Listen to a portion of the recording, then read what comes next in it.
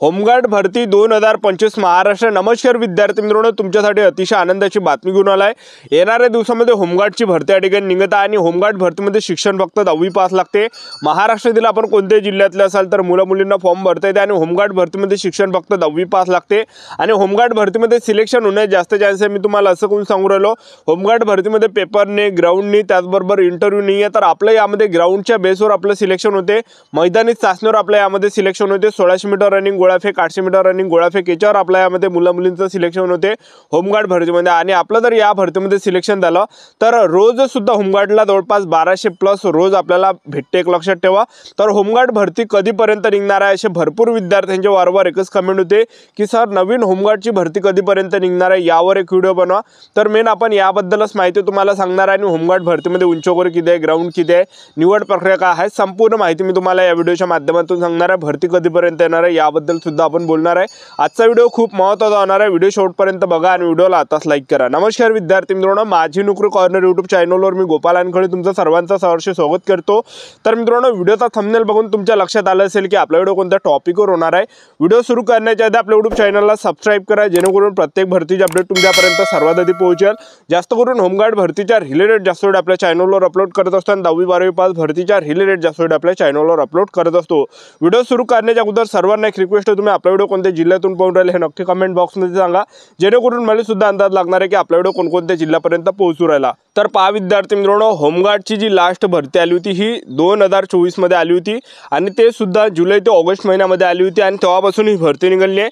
तर सातारा जिल्ह्याची भरती आली होती। नांदेड, रत्नागिरी, जळगाव, चंद्रपूर, यवतमाळ, सिंधुदुर्ग, धुळे, हिंगोली, अमरावती, बीड, धाराशिव, वाशिम, भंडारा, नंदुरबार, गडचिरोली, रायगड, लातूर, पुणे, सांगली, नाशिक, कोल्हापूर, वर्धा, छत्रपती संभाजी महाराज नगर, नागपूर, जालना, अकोला, अहिल्यानगर, बुलढाणा, बृहमुंबई, ठाणे व पालघर ह्या जिल्ह्यांची भरती होईल। आता नवीन या जिल्ह्यांची भरती कधीपर्यंत निघणार आहे याबद्दल सुद्धा पुढे तुम्हाला सांगणार आहे। आणि फक्त परभणी जिल्ह्याची भरती निघाली होती होमगार्डची, त्याचबरोबर गोंदिया जिल्ह्याची भरती निघाली होती आणि त्याचबरोबर सोलापूर जिल्ह्याची होमगार्डची भरती निघाली होती। ह्या 3 जिल्ह्याची भरती या ठिकाणी सुटलेली आहे।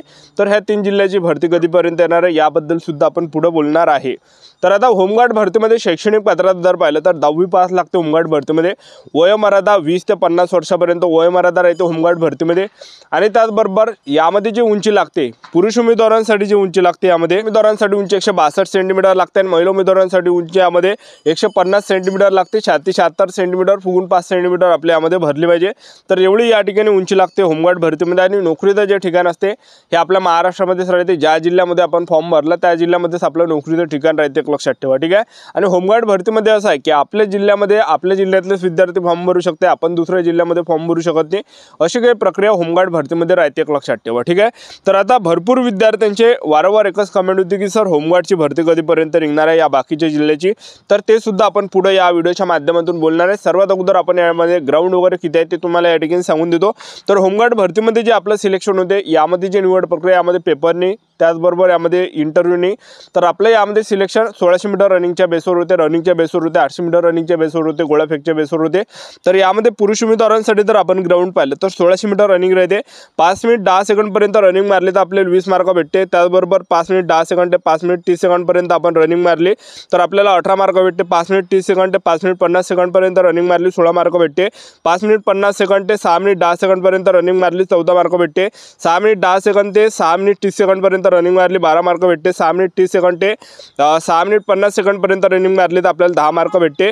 आणि 6 मिनिट 50 सेकंड ते 7 मिनिट 10 सेकंडपर्यंत मारली 6 मार्क भेटते। आणि महिला उमेदवारांसाठी जर आपण ग्राउंड पाहिलं, महिला उमेदवारांसाठी 800 मीटर रनिंग राहते। 2 मिनिट 50 सेकंड किंवा त्यापेक्षा कमी आले 25 मार्क भेटते। 2 मिनिट 50 सेकंड ते 3 मिनिटांमध्ये मारली 22 मार्क भेटते। 3 मिनिट ते 3 मिनिट 10 सेकंडपर्यंत रनिंग मारली 18 मार्क भेटते। 3 मिनिट 10 सेकंड ते 3 मिनिट 20 सेकंडपर्यंत रनिंग मारली 14 मार्क भेटते। 3 मिनिट 20 सेकंड ते 3 मिनिट 30 सेकंडपर्यंत रनिंग मारली 10 मार्क भेटते। 3 मिनिट 30 सेकंड ते 3 मिनिट 40 सेकंडपर्यंत रनिंग मारली तर 6 मार्क भेटते। 3 मिनिट 40 सेकंड ते 3 मिनिट 50 सेकंडपर्यंत रनिंग मारली 4 मार्क भेटते। अशा प्रकारे आपल्याला मार्क भेटते। आणि त्याचबरोबर यामध्ये दुसरा जो एंड असतो गोळाफेक असते। तर पुरुष उमेदवारांसाठी जर आपण गोळाफेक पाहिला तर यामध्ये तुम्ही तुम्ही 8.50 मीटरपेक्षा जर जास्त फेकला तर आपल्याला 10 मार्क भेटते. 8.90 मीटर ते 8.50 मीटरपेक्षा कमी जर फेकला 9 मार्क भेटते. तर तुम्हाला स्क्रीनवर या ठिकाणी दिसत असेल. आणि त्याचबरोबर महिला उमेदवारांसाठी जर आपण गोळा पाहिला तर महिला उमेदवारांसाठी 6 मीटर किंवा त्यापेक्षा जर जास्त फेकला 10 मार्क भेटते. आणि जसजसा कमी जर गोळा घेतला तर तसतसा आपल्याला कमी मार्क्स या ठिकाणी भेटते, एक लक्षात ठेवा. ठीक आहे. तर एवढे काही शैक्षणिक पात्रता आहे आणि मेरिट जे लागते ज्यांना जास्त मार्क आहे फिजिकलमध्ये तर त्या विद्यार्थ्यांचं सिलेक्शन होते. तर पुरुष उमेदवारांसाठी 30 मार्काचा फिजिकल राहते. 30 पैकी जे मेरिट लागते 28 झालं, 27 झालं, 29 झालं, 30 झालं तर ते जिल्ह्यावाईज वेगवेगळं मेरिट लागते, एक लक्षात ठेवा. ठीक आहे.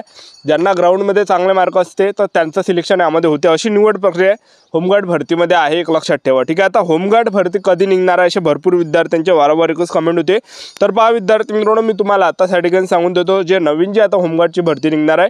तर आता सध्याच्या कंडिशनला जर आपण पाहिलं तर सोमवार जे विद्यार्थी मित्रांनो स्थानिक स्वराज्य संस्थेच्या निवडणूक आहे. जसं जिल्हा परिषद आहे, पंचायत समिती आहे, महानगरपालिका आहे. तर सध्याच्या कंडिशनला ऑक्टोबर महिना, नोव्हेंबर महिना, डिसेंबर महिना ह्या 3 महिन्यामध्ये भरती येण्याचे दाट शक्यता नाही आहे. तर हे 3 महिन्यामध्ये भरती येणार नाही, एक लक्षात ठेवा. होमगार्डची ऑक्टोबर महिन्यामध्ये निघणार नाही, नोव्हेंबर महिन्यामध्ये निघणार आहे, डिसेंबर महिन्यामध्ये सुद्धा होमगार्डची भरती निघणार नाही, एक लक्षात ठेवा. ठीक आहे. तर येणाऱ्या जेव्हा आपल्या स्थानिक स्वराज्य संस्थेच्या निवडणुका होणार आहे, जिल्हा परिषद, पंचायत समिती, महानगरपालिका झालं तर डिसेंबर नंतर जे विद्यार्थी मित्रांनो 2026मध्ये हे जवळपास आपल्याला भरती या ठिकाणी पाहायला भेटणार आहे. फेब्रुवारी महिन्यापर्यंत कोणकोणत्या जिल्ह्याची तर पहा विद्यार्थी मित्रांनो, सोलापूर जिल्हा आहे, परभणी जिल्हा आहे आणि त्याचबरोबर जे गोंदिया जिल्हा आहे. तर ह्या 3 जिल्ह्यांची जी भरती आहे हे 2026मध्ये जानेवारी महिन्यामध्ये निघण्याची या ठिकाणी दाट शक्यता आहे, एक लक्षात ठेवा. ठीक आहे.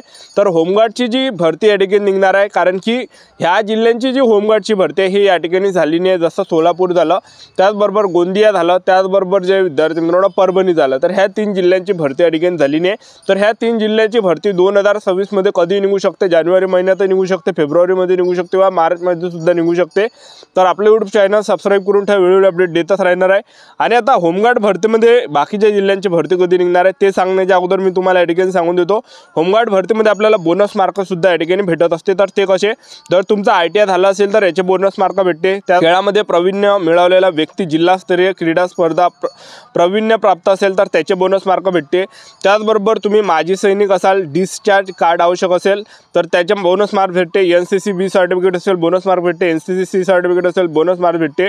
नागरी संरक्षण सेवा परंतु स्थानिक ठिकाणी 3 प्रशिक्षण पूर्ण केलेले प्रमाणपत्र धारक असाल तरी गुण भेटते, प्लस मार्क आपल्याला भेटते. आणि त्याचबरोबर जड वाहन चालक परवाना याचे सुद्धा आपल्याला एक्स्ट्रा गुण या ठिकाणी भेटते, एक लक्षात ठेवा. ठीक आहे.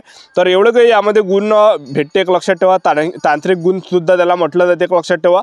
तर आता बाकीच्या जिल्ह्यांची होमगार्डची भरती कधीपर्यंत निघणार आहे जे झाले तर आता सातारा जिल्हा, नांदेड, रत्नागिरी, जळगाव, चंद्रपूर, यवतमाळ, सिंधुदुर्ग, धुळे, हिंगोली, अमरावती, बीड, धाराशिव, वाशिम, भंडारा, नंदुरबार, गडचिरोली, रायगड, लातूर, पुणे, सांगली, नाशिक, कोल्हापूर, वर्धा, छत्रपती संभाजी महाराज नगर, नागपूर, जालना, अकोला, अहिल्यानगर, बुलढाणा, बृहमुंबई, ठाणे व पालघर ह्या जिल्ह्यांची भरती कधी निघणार आहे असे भरपूर विद्यार्थ्यांचे वारंवार एकच कमेंट होते. तर 2026मध्ये जवळपास जुलै महिन्यापर्यंत निघण्याची दाट शक्यता आहे. कोणत्या ना कोणत्या जिल्ह्याचे यापैकी निघणार आहे, एक लक्षात ठेवा. कारण की होमगार्डमध्ये जे विद्यार्थी मित्रांनो जेवढ्या जागा रिक्त राहते तर त्यांना त्या ठिकाणी भरावं लागते. आणि होमगार्डमध्ये भरपूर जागा काही रिक्त राहते कारण की होमगार्डमधून काय भरपूर जण पोलीसमध्ये लागते. कारण की होमगार्डचं जे लिस्ट आहे कमी लागते थोडंफार. तर होमगार्डमधून जास्त बरोबर पोलीसमध्ये झालं, SRPFमध्ये झालं, याच्यात लागते. तर त्या जागा जे विद्यार्थी मित्रांनो होमगार्डचे जे हे आहे तर ते सोडून देते, होमगार्ड सोडून देते, त्या जागा रिक्त राहते. काय होमगार्ड बाकीच्या सरकारी नोकरीमध्ये लागते ते होमगार्ड सोडून देते. आणि काय काय सर्व जे विद्यार्थी मित्रांनो स्वतःवरून सुद्धा सोडून देते त्या सुद्धा जागा रिक्त राहते. काय काय होमगार्ड मृत पावते त्या सुद्धा जागा त्या ठिकाणी रिक्त राहते आणि त्या भरावं लागते, एक लक्षात ठेवा. तर येणाऱ्या दिवसामध्ये ही भरती या ठिकाणी पाहायला भेटणार आहे. आपले यूट्यूब चॅनल सबस्क्राईब करून आजच्या इथंच थांबतो. व्हिडिओ नेक्स्ट व्हिडिओमध्ये. जय हिंद, जय